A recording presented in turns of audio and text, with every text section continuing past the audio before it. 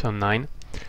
So everything went as planned this turn, except one thing, it's that the scoundrels moved there, and so it's not a really good position for me, because it means my convoy with my settler might be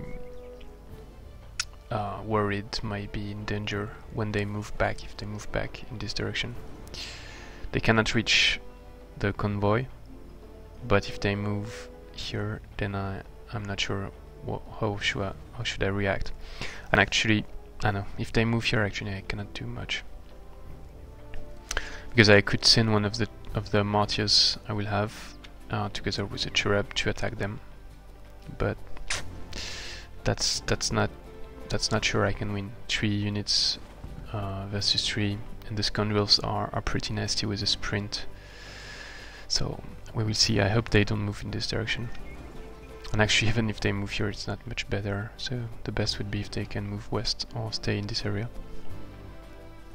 For the things that went as planned, I took the run of the Cold Fury or whatever, and then I used the Haste Berries and moved to the Sphinx Temple, where I did the fight, and so I got 500 research points, more than 500 research points free, and I hope I will be able to get Exalted Martyrs researched. We will see. So thanks to the run, I've got Strong Will, very important, Devastating Charge, pretty good too, 20% fire protection, useful against the Sphinx and their Sun Disk. Killing momentum, very important. Arctic Walking, useless here. So the plan is to split as usual, because they've got 2 Sphinxes, 3 Mystics, 1 Sunguard. So 2 Sphinxes are very dangerous. If they are together, they can deal 44 damages, base damage, minus to 20% fire resistance, and the other modifiers. So the idea is to send one of the Civic Guard there, and get one of the Sphinx and also one of the Mystic there, and the rest of my troops here, and then I deal with the 4 units, especially the Sphinx. Remember, it's not the first Sphinx Temple battle I replay, so you should already know by now, but do not injure the Mystics, because they will shapeshift into Werewolf Hunters, and in addition to healing 15 HP, they will get very dangerous, because they have a lot of movement, they have pounce, so they can just kill most injured units. So don't injure them. So the plan is to split and kill the Sphinx first, use the Devastating Charge to increase damage, and especially use the killing momentum to kill all the units in one round if possible. But if I cannot kill them, I just do not injure them, so that they stay as Mystics, because Mystics are doing fire and spirit damage, and I've got 100% spirit protection, so they don't do much damage to me. So I send the Civic Guard with the lower medal to the left. This one is veteran, this one is trooper, so I send the trooper one, because I'm going to retreat after I cannot really sustain the attack of Sphinx. So here I'm using the Smith on the Sphinx.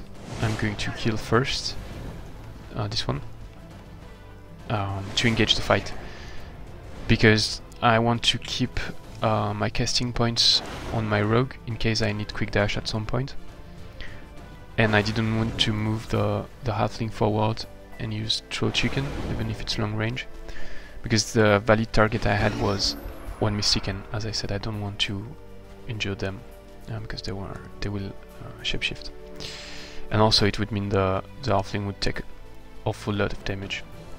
So I retreated with the Civic Guard, and now you can see these 2 guys are quite far. Another thing you need to take into account is Immolation. In addition to doing damage, it does -1 resistance, -1 defense, and also less strength. So it means you are taking more damage from the Mystics and all other units, so do not forget that when you assess the damage you're going to take. So open the flank with the Civic Guard, kill it with the Knight. Thanks to devastating killing momentum, he has some movement points back. Then I open some damage on a Mystic to have a killing blow with my hero. Here I was not hoping to kill the Mystic, but actually I did. So I was hoping to get a devastating charge with my Halfling Farmer on the Mystic, but didn't happen. So instead I used the Throw Chicken on the Sunguard. The Sunguard flanks me, but it's okay because I've got high resistance, I'm taking only 12 damage, and I'm quite safe here. So now it's 3 versus 5. So I'm going to skip the rest of the fight, but it's not too difficult. Also, remember flanking, always flanking, but especially with the rogue, because he has backstab.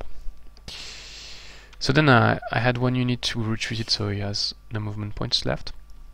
And my 5 other units do have some movement points. I hesitated launching an assault on these guys.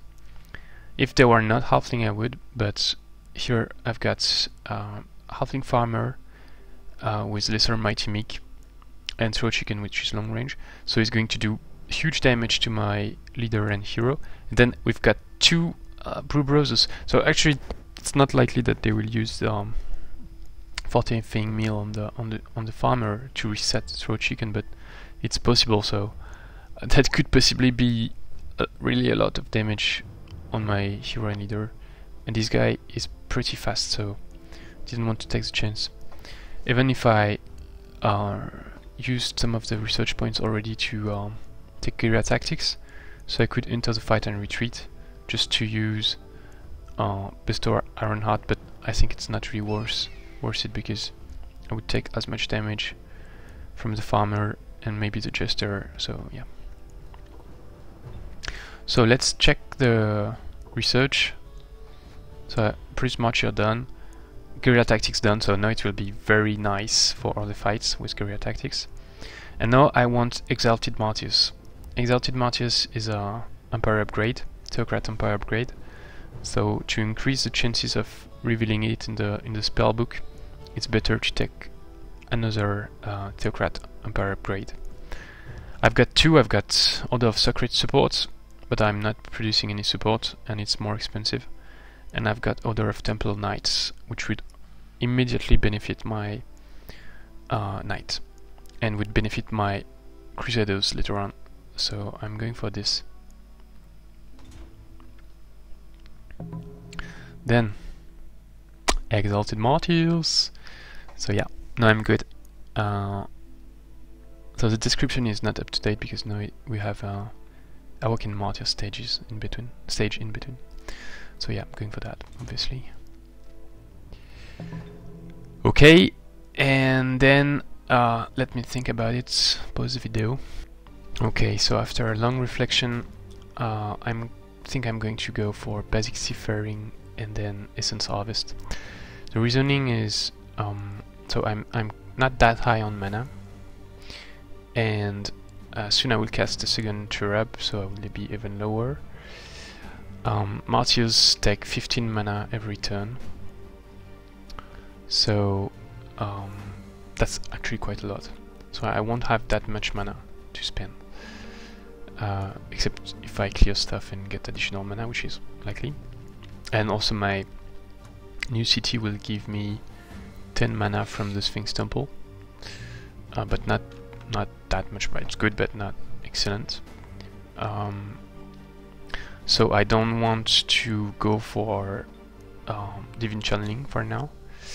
Crusaders, very good, but for 6 turns at my throne I will be building Martyrs, and I won't be able to produce Crusaders before I absorb these guys and build the Theocrat building, build the dungeon building, clear the dungeon, so it's not immediate. Voluntary Union, not really useful for now, but actually might be good later on if I take rookie cities. Warhuntem, not good by itself, would be good to unlock the last skill of Partisan, but not really necessary. Terraformer very good, but I don't have mana to terraform anything. So, and I similarly I don't have mana to cast these two things. So yeah, basic Seafaring. Why not directly Essence Harvest? Because I would waste 20 research points. Whereas if I do that, I've got still 80 plus 40, that's 120, and then in 2 turns I can get Essence Harvest, and I'm not wasting any research. Actually, I'm wasting 3, but that's not that much. So let's do that. Basic Seafaring might prove useful later in the game, and when I won't be able to research it immediately, so better to get it now. 2 more things in this round. 3 more things actually. One is my rogue leveled up. I took Assassin Strike and kept the other points. I moved back my builder there, and then went building the road through the forest. Why do that? It's because it will allow my my settler to reach that point in 2 turns and settle faster. Otherwise I need 3 turns, as you can see. So that's saving 1 turn. And the last thing is I met the dwelling in the middle of the map, and it's Archons, and they declared war on me. So I'm going to go get them. With Theocrat should not be too hard. I will get Holy Champion at level 7, I think, and I can take them. Thanks for watching. See you next time.